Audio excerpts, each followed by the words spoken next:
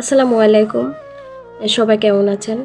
আসলে কিছু মানুষের উদ্দেশ্যে আর কি কথা বলতে আসলাম যে আমার ফেস নিয়ে, আমার দাঁত নিয়ে অনেক মানুষের সমস্যা, কিছু মানুষের সমস্যা। আমি বুঝি না, আমার দাঁত নিয়ে এত মানুষের সমস্যা কেন? যেখানে আমার কোনো সমস্যা নাই, আমার হাসব্যান্ডের কোনো সমস্যা নেই, আমার ফ্যামিলির কোনো সমস্যা নেই, আমার আত্মীয়স্বজনের কোনো সমস্যা নাই। তাহলে বাইরের মানুষের আমার দাঁত নিয়ে কেন এত সমস্যা? আমি এটাই বুঝতে পারছি না। আমার দাঁত দিয়ে কি আপনারা খান?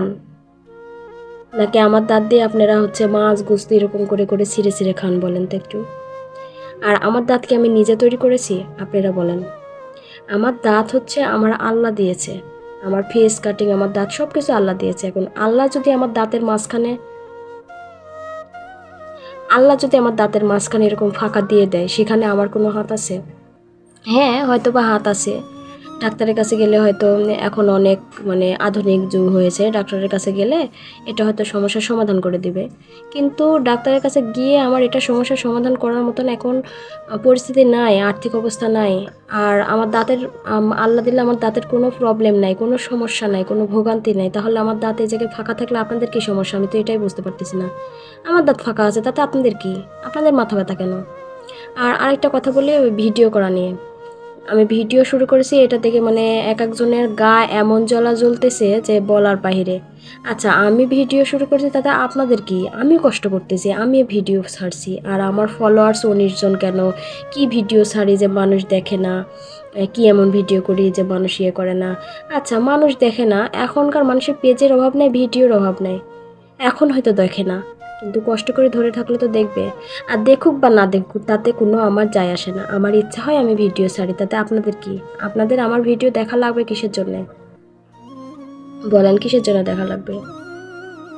আসলে বর্তমানে মানুষগুলো যে এত খারাপ যে কারো পিছনে না লাগলে শান্তিই পায় না। সবসময় একজনের না একজনের পিছনে লেগে থাকাই লাগবে।